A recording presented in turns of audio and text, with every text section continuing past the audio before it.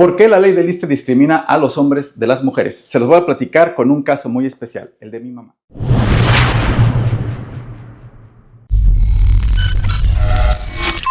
En una fecha tan importante para la comunidad latinoamericana y en particular para los mexicanos, que es el Día de las Mamás, hoy quiero darles un festejo platicando sobre un caso muy especial que es el de mi mamá y asimismo explicarles por qué la ley del ISSSTE discrimina a los hombres de las mujeres. Mi mamá, así como muchas de nuestras clientas, fue trabajadora al servicio del Estado. Ella, además de dedicarse al trabajo, también se dedicaba a cuidarnos. Ella empezó en su trabajo desde muy joven, dedicándose a la labor de la trapeología. Sí, empezó limpiando baños y limpiando pisos. Se despertaba muy temprano, tenía que acudir a trabajar temprano a la oficina, pero antes, muy temprano, se tenía que parar, se tenía que bañar, tenía que arreglarse, tenía que arreglarnos a nosotros, tenía que preparar el desayuno, tenía que ver que nos bañáramos, que nos vistiéramos, darnos de desayunar. Afortunadamente nuestra escuela estaba muy cerca de la casa y podíamos en esa época todavía irnos caminando seguros a la escuela. Obviamente nos tenía que mandar nuestra cantinflora con nuestra agua de limón que también nos hacía y llevarnos nuestro sándwich de huevo con jotes o huevo con nopales y así nos íbamos nosotros y en ocasiones mi segunda mamá, que era mi abuelita, nos llevaba a la escuela. Y ya ahí se apuraba para irse rápido a trabajar. Afortunadamente en esa época existían los dobles turnos en la administración pública y tuvo afortunadamente también la oportunidad de ingresar a una dependencia, a una entidad que yo le tengo una gran estima porque fue ahí donde pudo hacer su carrera profesional, que fue el Servicio Postal Mexicano, Correos de México. Empezó trabajando, como les decía, haciendo labores de limpieza. Hacía su jornada de medio turno, salía de trabajo y se iba corriendo a la casa.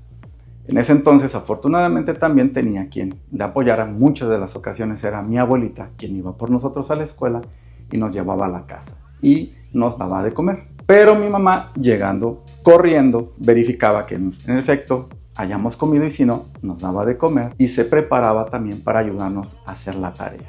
No tenía muchos estudios, pues se las ingeniaba para preparar actividades para que nosotros pudiéramos aprender también. Con el paso del tiempo, pues ella fue también desarrollándose, estudiando y queriendo crecer profesionalmente porque no quería dedicarse toda su vida a estar limpiando baños y pisos. Afortunadamente, en Correos de México tuvo la oportunidad de formarse, de estudiar y le dieron la oportunidad de ir creciendo. Pasó de trapeóloga, como dice ella, a cajera y con el tiempo logró, con mucho esfuerzo, dedicándose a las labores del trabajo y del hogar, al cuidado de los hijos, de la casa y obviamente también en apoyo constante de mi papá, ir creciendo hasta llegar a ser administradora de una oficina. Fue en donde llevó a cabo casi toda su carrera profesional y después de 28 años de arduo esfuerzo, de muchos desvelos, de mucha presión, de mucha dedicación, que se pudo jubilar. Durante todo ese tiempo obviamente nos brindó su cariño, su confianza, su dedicación, su amor y nosotros, espero, le retribuimos pues obviamente dedicándonos principalmente al estudio porque desde chiquitos siempre nos dijeron nuestros papás que la única herencia que íbamos a poder tener de ellos era pues la educación. Ya jubilada, afortunadamente, con 28 años, en ese entonces, con la anterior ley del ISSSTE, ella solamente con esos 28 años de cotización que le exigía la ley pudo obtener una pensión por jubilación. Mi papá, que también fue trabajador al servicio del Estado, él sí le pedía a la ley del ISSSTE tener 30 años de cotización. Actualmente ella sigue jubilada con el ISSSTE, sigue disfrutando de esa pensión. Mi papá ya falleció, también tiene la pensión por viudez. Ya grande, pues obviamente sigue disfrutando, padeciendo algunas enfermedades propias por ese desgaste que vivió por el simple paso del tiempo, pero también porque sabemos que muchos trabajadores al servicio del Estado le dedican a veces mucho más de lo que deberían porque son totalmente comprometidos a su trabajo y hay veces en que uno pues luego se llega a olvidar de las condiciones propias de salud por dedicarse a esa labor del trabajo y también a las labores del hogar. Y es por eso que el 10 de mayo resulta ser una fecha tan importante para nosotros, porque sabemos que nuestras mamás nos cuidan.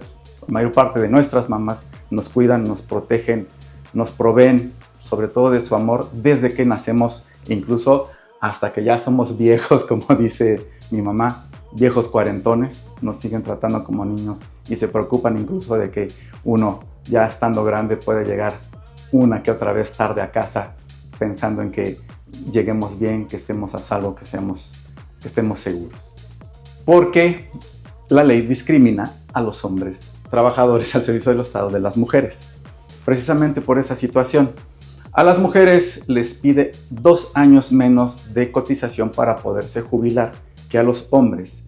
Con la anterior ley, así era. Con la actual ley, en el artículo 10º transitorio, no solamente le pide 2 años menos de cotización para poderse jubilar, sino que actualmente, pues ya saben, también existe un candado de edad mínima que es 2 años menos para las mujeres que para los hombres. Ya sabemos que para este 2025 y para el 2026 están en estos años para los hombres y en estos años para las mujeres. Los años de cotización se siguen manteniendo igual en 30 años para los hombres y 28 años para las mujeres. Pero esos requisitos de años menos de edad para las mujeres y de cotización para las mujeres se lo ha establecido la Suprema Corte por criterios ya jurisprudenciales, porque precisamente ha habido discrepancia, porque ha habido hombres que en efecto han impugnado la ley y se vale, porque también ha habido hombres que han solamente ellos solitos dedicado exclusivamente a esa labor doble de el hogar y del trabajo, porque también existen padres solteros, ¿no? ¿Se acuerdan de esa serie clásica de los 90, ¿no? De Papá Soltero, en donde hay papás que se han dedicado a cumplir con esa doble labor de casa y de trabajo. Son los menos, pero sí llegan a existir. Se ha impugnado la norma y la Suprema Corte ha dicho que actualmente, ¿no?, el artículo 4º constitucional establece que se tiene que proteger, o la ley se tiene que interpretar siempre desde una perspectiva de género.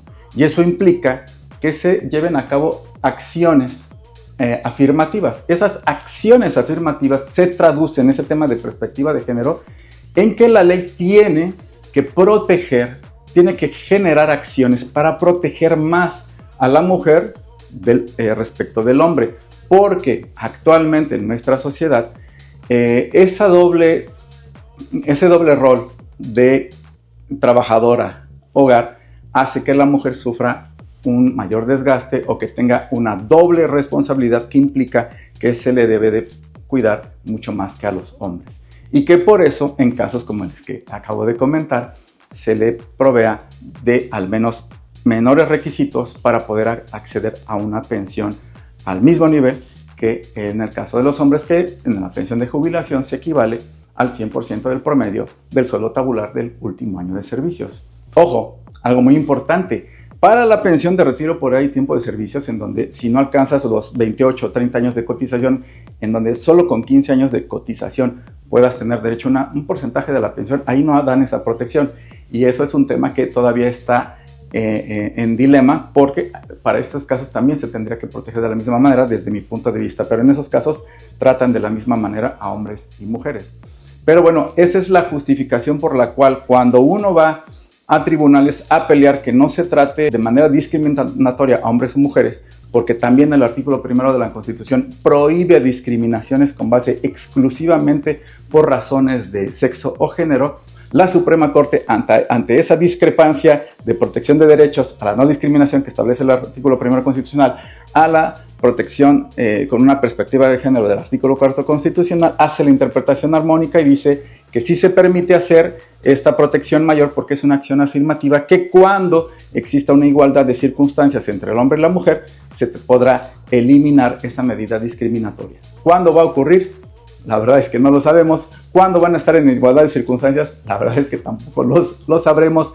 Lo que sí, se puede abrir una posibilidad para que aquellos casos en particular de papás solteros que estén teniendo esa doble labor, a lo mejor sí tener la posibilidad de poder demandar que se les requieran menos años de cotización, demostrando que se han dedicado principalmente a las labores domésticas y del trabajo por precisamente ser los únicos cuidadores de sus hijos. Pero bueno, en general, la mayor parte de las mujeres trabajadoras al servicio del Estado tienen esa protección porque se presume, se asume que, así como mi mamá, muchas de ustedes, muchas de nuestras clientas se dedicaron esos 28 años o durante su vida laboral a cuidarse a tanto el hogar como a sus hijos, así como el ingreso que contribuye al sostenimiento de la vida de la familia.